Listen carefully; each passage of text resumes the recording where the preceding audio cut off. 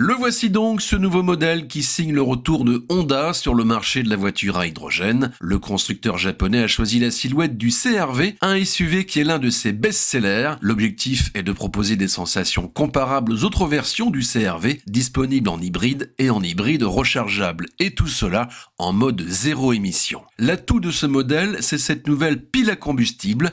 Elle est bien plus performante que celle de dernière génération qui date d'il y a déjà 5 ans, et cela tient en grande partie à ses plaques bipolaires. C'est une pile développée en commun avec General Motors. Les deux constructeurs collaborent depuis plus de 10 ans dans l'hydrogène et viennent de lancer la production en série dans le Michigan. L'automobile est un premier débouché, mais pas que, on y reviendra.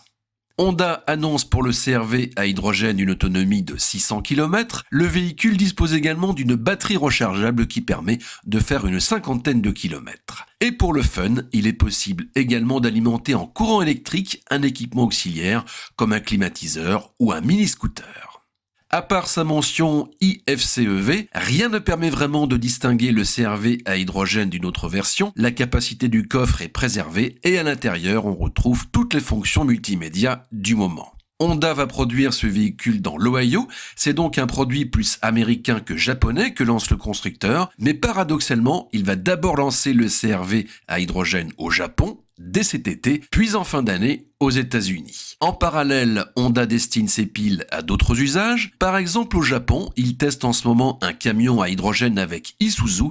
Il a pour nom le Giga Fuel Cell. Pour l'industriel, la pile peut servir dans la mobilité lourde ou bien sous forme de générateur, mais la partie la plus visible reste la voiture et ce CR-V à hydrogène constitue un nouveau départ.